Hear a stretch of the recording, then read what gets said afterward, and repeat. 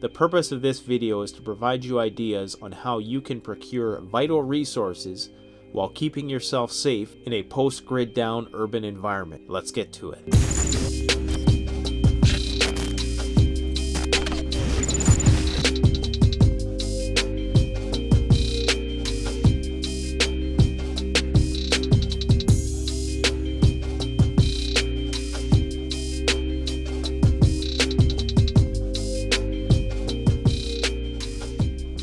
The following urban survival strategies are only relevant after a major disaster and a prolonged grid down situation in which rule of law is not being immediately enforced and you are left to fend for yourself amidst a scramble for resources and civil unrest. This channel does not condone any illegal activity, even within one of these scenarios that we speak of. And just remember that there's hundreds of millions of firearms in North America, and their owners are going to be doing exactly what you're doing. The reality is you'll be lucky to preserve life and limb, much less come out unscathed in one of your many fantastic scavenging runs. As a prepper, you should be prepared to bug in. You should have all of the provisions that you need to last for a long period of time. But should you find yourself forced out of your home against your will, these strategies may be useful to you. Execute them at your own risk.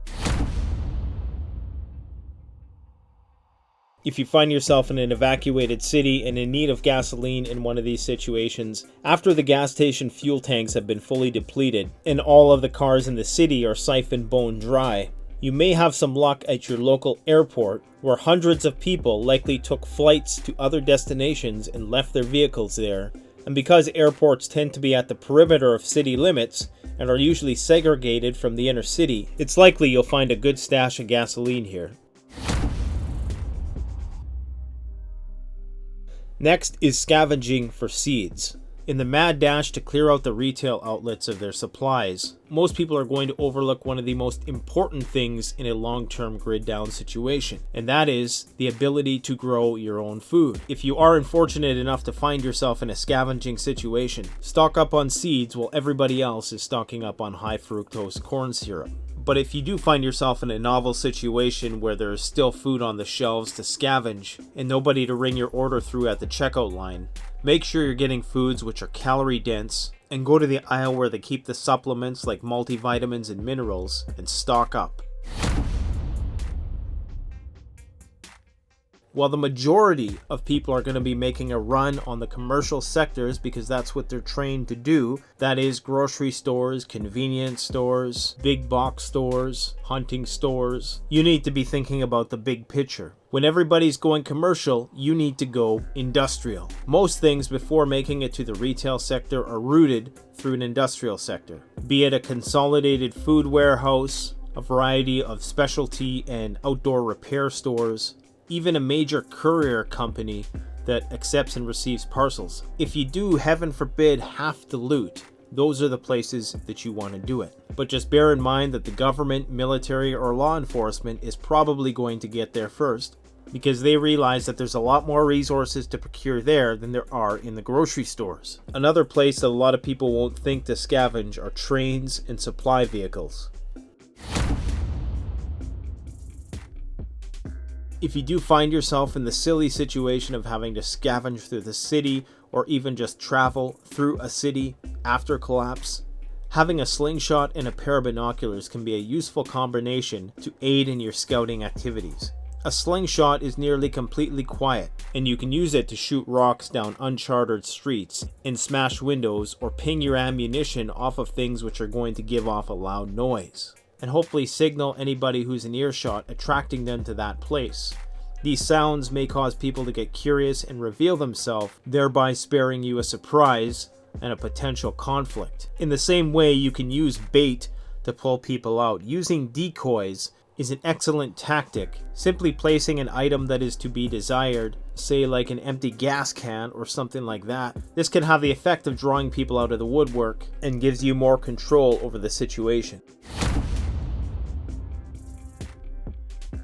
Just because you're not in the wilderness and you're roaming around in the city doesn't mean that the only threats you'll face are of the bipedal hominid sort. If examples like Detroit are any indication, Literal packs of wild dogs will be running rampant in the post-apocalypse. After a large disaster, there will be many animals that are left without owners. Over time, if unclaimed or uneaten, the dogs will likely group up.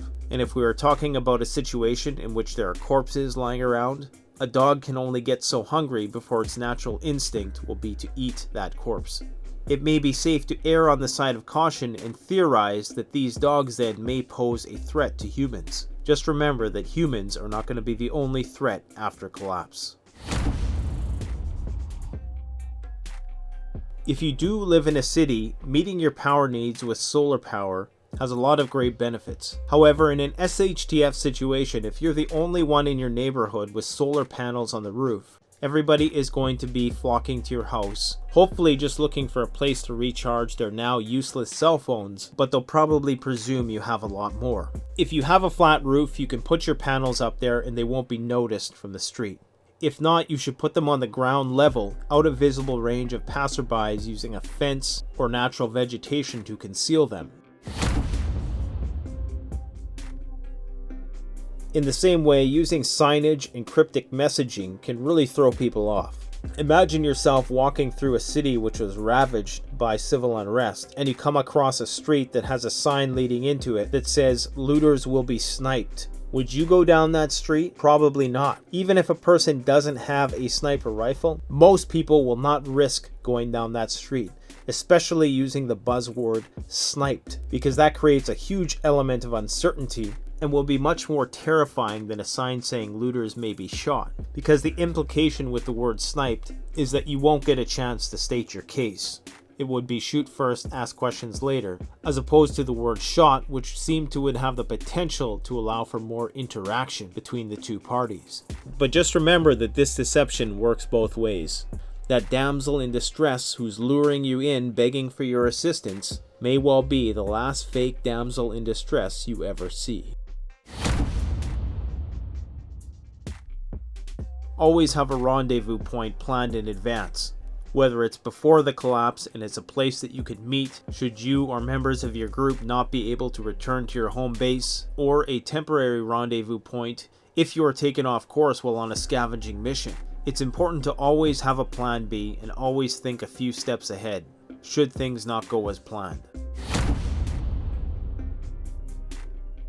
If you want to prevent people from going into a certain street or part of the city, falling trees, power lines, and street lights can create massive barricades which would be impossible to cross with a vehicle.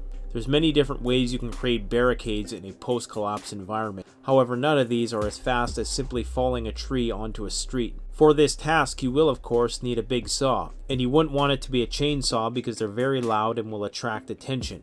The Silky Katana Boy 500 or 650 would be excellent tools to have in a post-collapse urban environment. You can get them at CanadianPreparedness.com. That last suggestion was for all the naysayers who said I'd never be able to find a way to pitch a Silky Saw in an urban survival video. Well, the joke's on you, and so is the tree. Access swimming pools for drinking water. If you find yourself in a place with extreme water shortages, don't forget about the swimming pools in your area. This water is already purified with chlorine.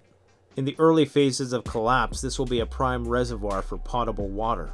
But just beware that all animals conglomerate at watering holes. And this is not the Lion King, where the animals put aside their differences while nourishing themselves at the watering hole. It's quite the opposite, in fact, that these will likely be commandeered by gangs or rogue elements of the military and law enforcement. If you do happen to be chased out of your home by bandits and marauders, and you have nothing left at your disposal to defend yourself or reclaim your possessions, just remember that so long as you have an ignition source and a fatalistic, sadistic state of mind, you have the ability to exact justice on your newfound enemies. You may have nothing to show for it when the smoke clears, but at least you'll make sure that nobody else falls victim to the same heist. I should add that this ultimately self-defeating scorched earth policy was purely for entertainment purposes and not meant to be taken literally. If you want more tips and suggestions for urban survival strategies, go and check out my two-part series on urban survival here, where I go into greater depth about some of the things I talked about in this video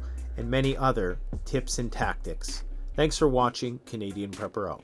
The best way to support this YouTube channel is to support yourself by gearing up through CanadianPreparedness.com or BugoutRoll.ca. Premium quality gear at the best possible price using the incredibly secure and easy to use Shopify platform. We offer free shipping to the United States for orders over $200 USD and free shipping to Canada over $75. So support the channel by supporting yourself.